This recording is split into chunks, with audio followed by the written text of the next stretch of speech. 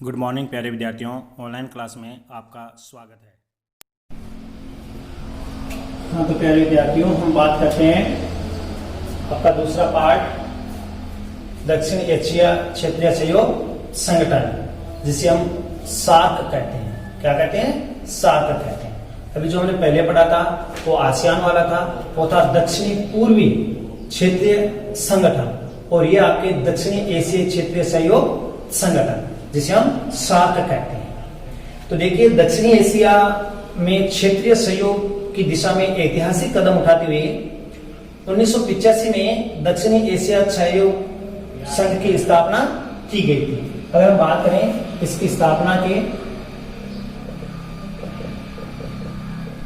तो 1985 में इसकी स्थापना की गई थी दक्षिणी एशिया क्षेत्रीय सहयोग संगठन की, और इसकी स्थापना ढाका में हुई थी। कहां हुई थी? ढाका।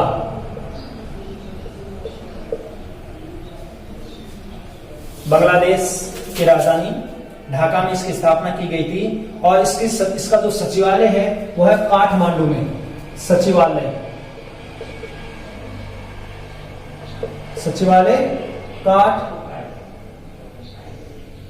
काठमांडू।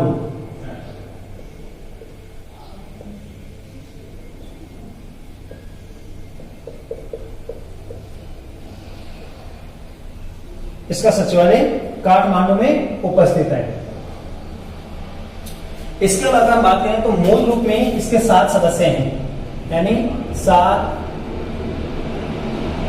सदस्य राष्ट्र। ये है आपके भारत,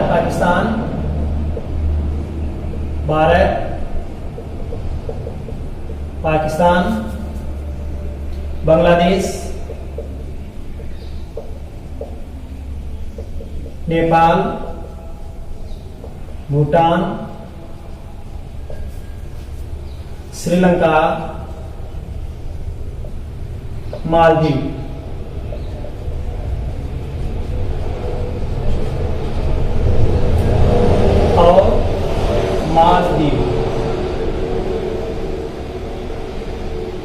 और मालदीव।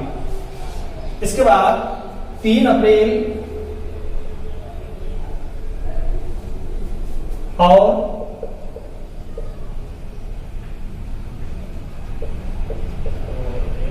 3 अप्रैल 2007 को अफगानिस्तान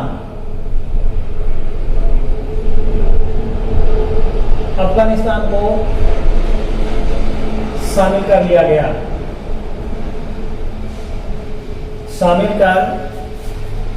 ये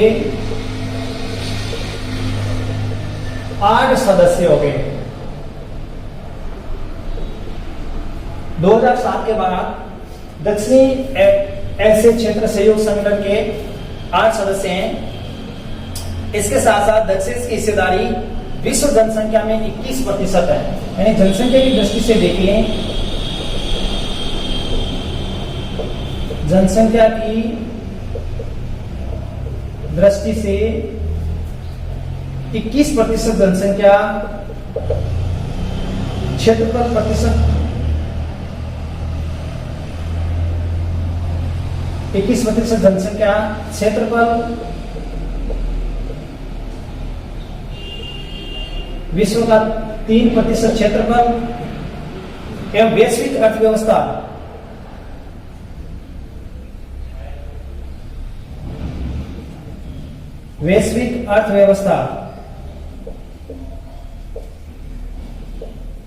आपके 9.12%। अच्छा, इसके साथ साथ ये जो आप 8 सदस्य देखते हो, दक्षिण एशिया क्षेत्रीय सहयोग संगठन के 8 सदस्य यूएनओ के भी सदस्य हैं। तो इस दृष्टि से अगर हम देखें तो जनसंख्या की दृष्टि से देखें तो 21% जनसंख्या सार्क में निवास करती है विश्व की। इसके साथ साथ क्षेत्रफल की दृष्टि से 3% क्षेत्रफल है, और वैश्विक अर्थव्यवस्था में देखें तो लगभग 9.12% जो अर्थव्यवस्था वो दक्षिणी एशियाई क्षेत्रीय सहयोग संगठन की है। अब अगर हम इसकी ऐतिहासिक पृष्ठभूमि की बात करें कि दक्षिणी क्षेत्रीय सहयोग संगठन की ऐतिहासिक पृष्ठभूमि क्या है, तो देखिए, दक्षिणी एशिया में क्षेत्रीय संगठन बनाने के प्रयास 1947 में ही नई दिल्ली में एशियाई संबंध सम्मेलन में प्रारंभ हो गए थे, लेकिन फिलीपींस के बागुई सम्मेलन 1950 और 1954 के कोलंबो सम्मेलन में इस प्रक्रिया पर एक बार पुनः विचार किया गया कि भाई जो दक्षिणी एशिया क्षेत्र के अंतर्गत जो राष्ट्र हैं उनका भी अपना क्या हो, एक मंच हो, उनका अपना एक संघ हो जो आपस में मिलजुल करके अपनी समस्याओं का वो सुलझा सके। तो दक्षिण एशिया का क्षेत्र राजनीतिक रूप से दो बड़े देश भारत और पाकिस्तान के परस्पर तनाव के कारण व्यापक सहयोग को मूल नहीं दे पाए। यानी दक्षिणी एशिया में दो बड़े राष्ट्र हैं, पहला भारत और दूसरा पाकिस्तान। इन दोनों के बीच में तनाव के कारण आज भी ये दक्षिणी एशियाई क्षेत्रीय सहयोग संगठन अपना मूल रूप वो नहीं ले सका है। कारण यह है कि 1970 के दशक में ऐसे व्यापक क्षेत्रीय सहयोग की आवश्यकता महसूस की गई थी और विश्व में अनेक ऐसे क्षेत्रीय सहयोग संगठन, विशेष रूप से दक्षिण पूर्वी एशियाई सहयोग संगठन आसियान की सफलता ने भी दक्षिणी एशियाई देशों के नेतृत्व में कुछ और गंभीरता से सोचने के लिए बाध्य किया था। यानी अंतर्राष्ट्रीय स्तर पर अगर हम देखें तो ऐसे बहुत सारे राष्ट्र हैं, यूरोपियन राष्ट्रों का समुदाय है, आसियान राष्ट्रों का समुदाय है। विशेष तौर से आसियान राष्ट्रों के समुदायों की सफलता के बाद ही दक्षिणी एशिया के राष्ट्रों को सोचने के लिए मजबूर कर दिया कि हमें भी आपस में अपना एक संगठन बनाना चाहिए जो सभी राष्ट्रों को आपस में एक दूसरे की सहयोग प्रदान करें, राजनीतिक, सामाजिक, आर्थिक, सांस्कृतिक अन्य प्रकार से वो उनको सहायता प्रदान कर सके। इसके साथ साथ 1977 में बांग्लादेश के तात्कालिक प्रधानमंत्री जियाउर रहमान अंसारी ने किया और 1981 में कोलंबो में 7 देशों के विदेश मंत्रियों ने बांग्लादेश के प्रस्ताव पर गहन विचार विमर्श भी किया और 1983 में नई दिल्ली में 7 देशों के विदेश मंत्रियों ने इस सम्मेलन में 5 विषय जोड़े, जिनमें कृषि, ग्रामीण विकास, दूरसंचार, मौसम विज्ञान तथा स्वास्थ्य एवं जनसंचार पर दक्षेस के घोषणा पत्र को स्वीकार भी किया गया और इसका प्रथम शिखर सम्मेलन 7 से 8 दिसंबर 1985 को ढाका में संपन्न हुआ। इसीलिए इसकी स्थापना 1985 में मानी जाती है कि भाई ढाका में पहला शिखर सम्मेलन हुआ और वहीं पर इन राष्ट्रों ने मिलकर के आपस में और इस समझौते पर हस्ताक्षर किए और अब तक इसके लगभग 18 शिखर सम्मेलन हो चुके हैं। इसका मुख्यालय काठमांडू नेपाल में है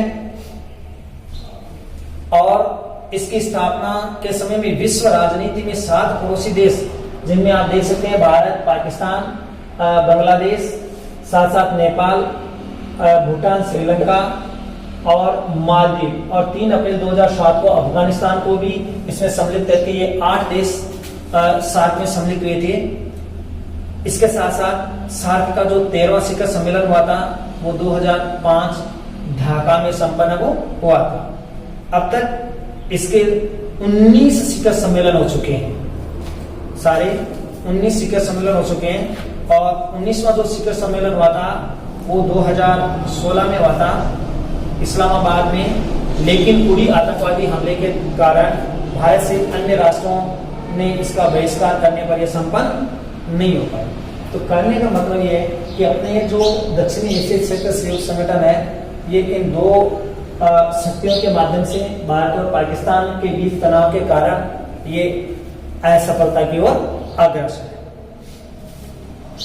अब हम बात करते हैं दक्षेस के चार्टर की, इसके संविधान की।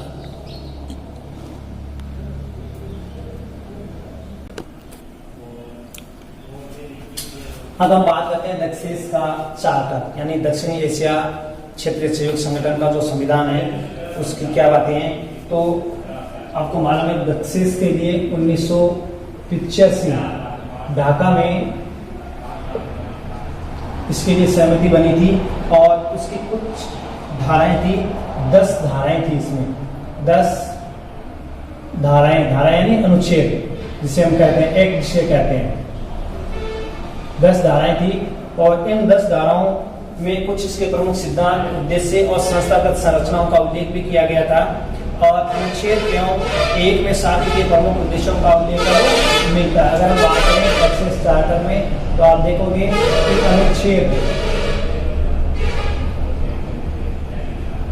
अनुच्छेद 1 में इसके उद्देश्य हैं वो जोड़े गए हैं। इसके लगभग 7 उद्देश्य इसमें दिए गए। सबसे पहला आपके कि दक्षिण एशिया में परस्पर सहयोग स्थापित करना और आम जनता के कल्याण एवं जीवन स्तर में सुधार लाना, यानी कोई परस्पर सभी राष्ट्र आपस में एक दूसरे का सहयोग करेंगे एवं जनता के कल्याण के लिए वो कार्य करेंगे। दूसरा है कि इस क्षेत्र में सामूहिक आत्मनिर्भरता का प्रयास, कि सभी राष्ट्र एक दूसरे का सहयोग करते हुए आपस में आत्मनिर्भरता को प्रोत्साहन करेंगे।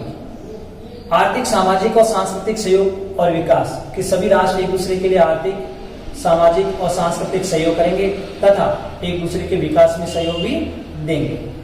पारस्परिक विश्वास एवं समन्वय द्वारा समस्याओं का समाधान, कि यदि देखिए सभी राष्ट्र है जो 8 राष्ट्र आपस में एक दूसरे का सहयोग करेंगे, एक दूसरे पर विश्वास बनाए रखेंगे और जो भी समस्याएं हैं उन समस्याओं को आपसी विश्वास एवं समन्वय के आधार पर सुलझाने का प्रयास करेंगे। तकनीक और वैज्ञानिक क्षेत्र में भी योगदान करेंगे। प्रत्येक राष्ट्र एक दूसरे का तकनीकी और वैज्ञानिक क्षेत्र में योगदान करेगा। अन्य विकासशील देशों के साथ सहयोग करेंगे। अपने साथ साथ अन्य जो विकासशील देश हैं उनका भी सहयोग करेंगे। और अंतरराष्ट्रीय मंच पर आपसी सहयोग एवं एकजुटता, कि अंतरराष्ट्रीय स्तर पर सभी राष्ट्र एक दूसरे का क्या करेंगे, सहयोग करेंगे।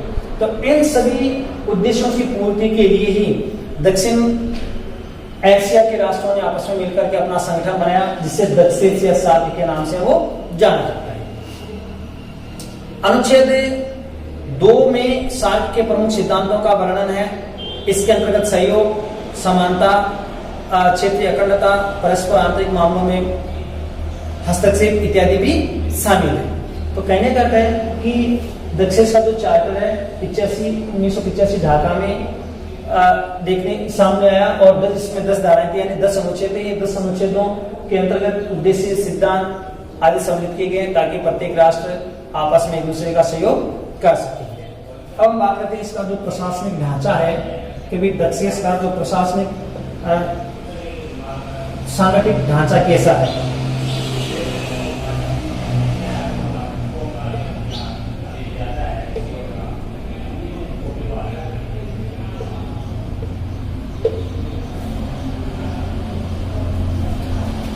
इसका संकलन किस प्रकार से किया गया, देखिए इसका संकलन यह है कि अनुच्छेद 3 में दक्षिण के राष्ट्राध्यक्षों का शिखर सम्मेलन का प्रावधान है। अनुच्छेद 3 के अंतर्गत एक तो शिखर सम्मेलन,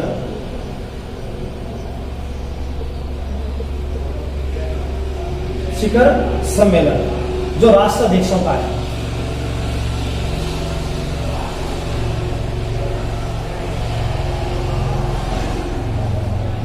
राष्ट्राध्यक्षों का शिखर सम्मेलन।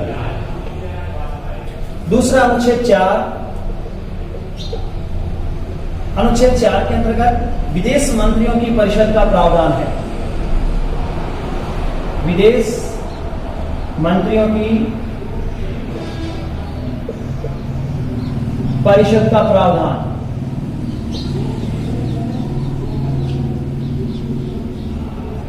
यानी विदेश मंत्रियों का शिखर सम्मेलन का प्रावधान है वो रखा गया है। अनुच्छेद 5 में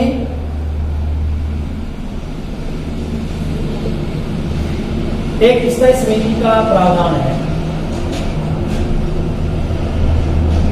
एक स्थायी समिति का भी एक प्रावधान है वो रखा गया है। अनुच्छेद 6 के अंतर्गत अनुच्छेद 6 के अंतर्गत तकनीकी समितियों का प्रावधान।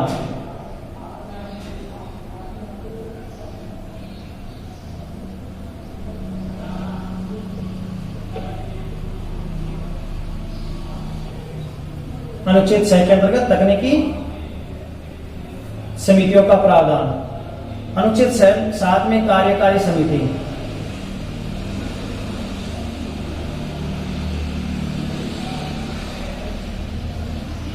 और अनुच्छेद 8 के अंतर्गत सचिवालय।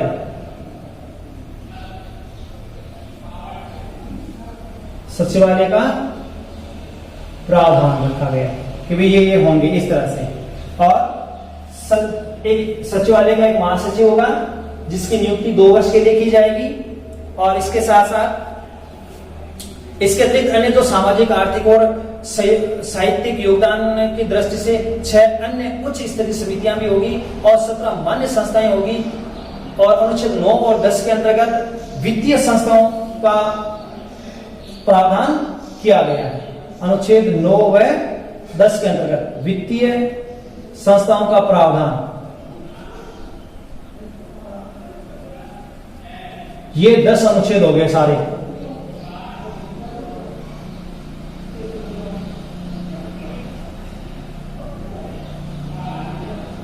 तो अनुच्छेद 1 में इसके उद्देश्य, 2 में इसके सिद्धांत, 3 में शिखर सम्मेलन, 4 में विदेश मंत्रियों की परिषद का प्रावधान, 5 में स्थायी समिति, 6 में तकनीकी समितियों का प्रावधान, 7 में कार्यकारी समिति, 8 में सचिवालय का प्रावधान, 9 और 10 में वित्तीय संस्थाओं का प्रावधान है वो किया गया। तो इस तरह से ये इसका संगठनिक ढांचा है। और इसी तरह से दक्षिण से का संगठन वो किया गया कि इन 10 अनुच्छेदों के अंतर्गत पूरे दक्षिण क्षेत्रीय सहयोग संगठन के जो 8 राष्ट्र वो मिलकर के कार्य करेंगे और एक दूसरे की परस्पर वो सहायता भी करेंगे। अब अगर हम बात करें कि भाई दक्षिणी एशिया के अंतर्गत इन सभी राष्ट्रों ने मिलकर के आपस में मुक्त व्यापार की घोषणा की थी कि सभी राष्ट्र आपस में मिलकर एक दूसरे के साथ मुक्त व्यापार का कार्य वो करेंगे। जैसे आपने आसियान के राष्ट्रों के बीच में देखा था कि एक सभी राष्ट्र आपस में मिलजुल करके साझा बाजार जिसे कहा गया था, ठीक है ना, कि प्रत्येक राष्ट्र दूसरे राष्ट्र के लिए साझा बाजार वो तय करेगा। इसी तरह से सार्क के राष्ट्रों ने भी अपने दक्षिणी एशिया मुक्त क्षेत्र वो बना लिया था। दक्षिण एशिया मुक्त क्षेत्र, मुक्त व्यापार क्षेत्र।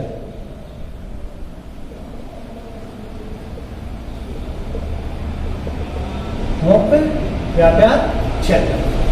देखिए, दक्षिणी एशिया मुक्त व्यापार क्षेत्र की स्थापना सर्वप्रथम 1995 में की थी।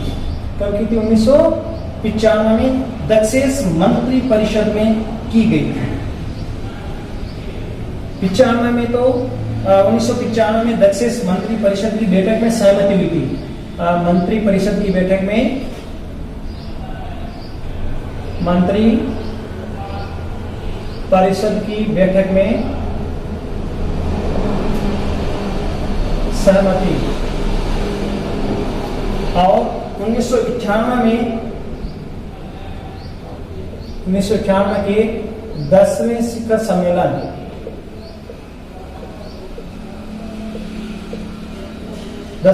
सम्मेलन में निर्णय लिया गया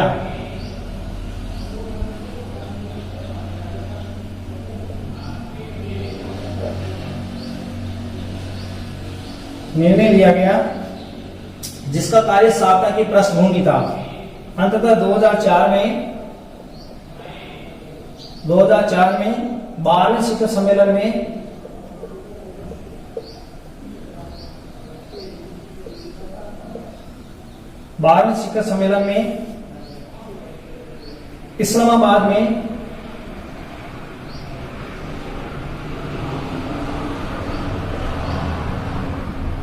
इस्लामाबाद में साफ्टा पर हस्ताक्षर हुए।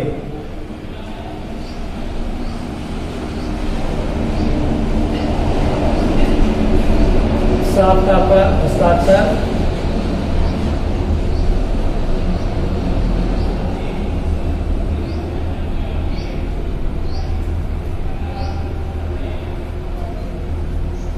पर हस्ताक्षर किए गए थे और इसे 2006 में लागू किया गया।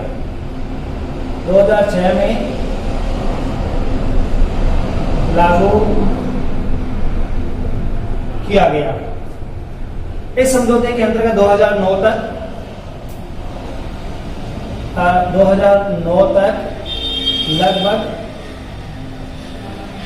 लगभग करों में 20% तक की कमी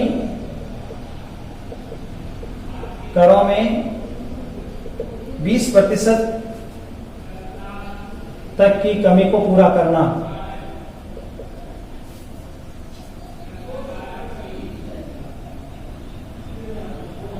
कमी करना इसका लक्ष्य रखा गया। साथ साथ में 10 से राष्ट्रों के मध्य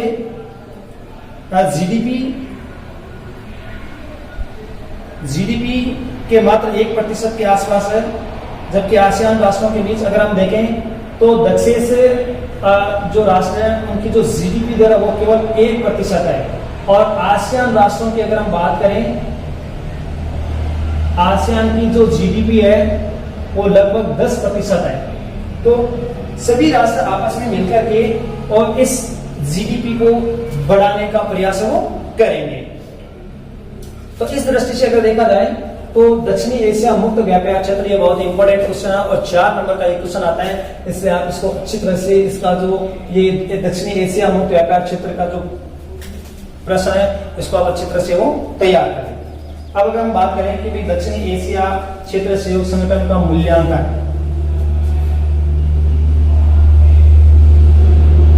जैसे आपने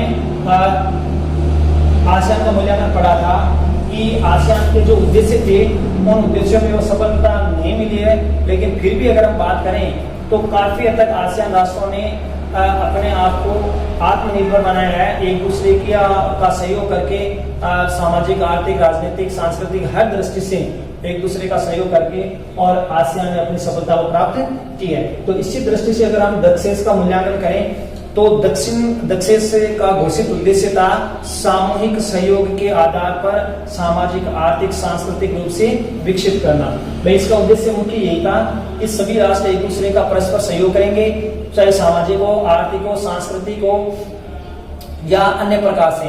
परंतु दक्षेस के देशों, विशेष रूप से भारत और पाकिस्तान के बीच में जारी राजनीतिक विवादों ने उक्त सहयोग की प्रक्रिया को अत्यंत धीमा कर दिया, क्योंकि दक्षिण के अंतर्गत 2 ही बड़े राष्ट्र हैं, भारत और पाकिस्तान। इन दोनों में आपस में संघर्ष और तनाव की स्थिति के कारण इसका जो कार्य बहुत ही धीमा कर दिया।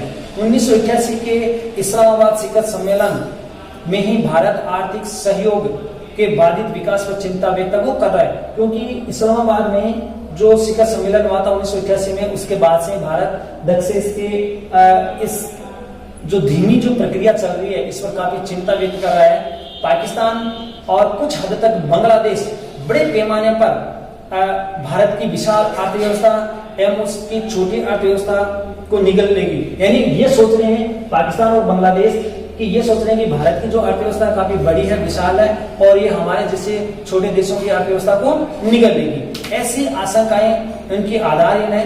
प्रारंभिक वर्षों में अगर हम देखें तो जैसे कृषि, संस्कृति, वैज्ञानिक क्षेत्र में सहयोग बढ़ाना और जो IAP अर्थात एकीकृत कार्यक्रम शामिल किए गए थे, यानी इन 8 राष्ट्रों ने मिलकर के आपस में ये किया था कि हम कृषि के क्षेत्र में, वैज्ञानिक क्षेत्र में, तकनीकी क्षेत्र में आपस में एक दूसरे का क्या करेंगे, सहयोग करेंगे।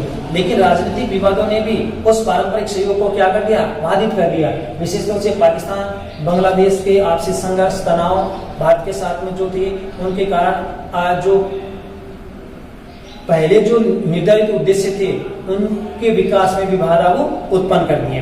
इसके साथ साथ कश्मीर, सीमावार आतंकवाद, चीनी हस्तक्षेप आदि कई राजनीतिक विवादों ने दक्षिणी एशिया को एक प्रकार से भारत को कूटनीतिक स्तर पर विश्वव्यापी सफलताएं ही मिली है। अगर हम बात करें तो कश्मीर, सीमापार आतंकवाद, चीनी हस्तक्षेप इत्यादि कई राजनीतिक विवादों ने दक्षिण को वर्तमान में लगभग अप्रासंगिक कर दिया है कि आज इस दक्षिण एशिया क्षेत्रीय सहयोग संगठन की कोई महत्वपूर्ण भूमिका अंतर्राष्ट्रीय स्तर पर नहीं है। क्यों? कि एक तो कश्मीर विवाद, सीमा पार आतंकवाद, चीनी हस्तक्षेप, इसके कारण कोई भी राष्ट्र आपस में एक दूसरे का सहयोग करने के लिए तैयार नहीं है। इसलिए ऐसा लग रहा है कि साथ तो बिल्कुल ही क्या हो गया, अप्रासंगिक हो गया। लेकिन अगर हम बात करें तो दक्षिणी एशिया में एक प्रकार से भारत की कूटनीति स्तर विश्वव्यापी सफलताएं मिली है और आर्थिक स्तर पर भारत की प्रशंसा ही हुई है और राजनीतिक स्तर पर तो भारतीय लोकतंत्र की सर्वत्र सराहना हुई है।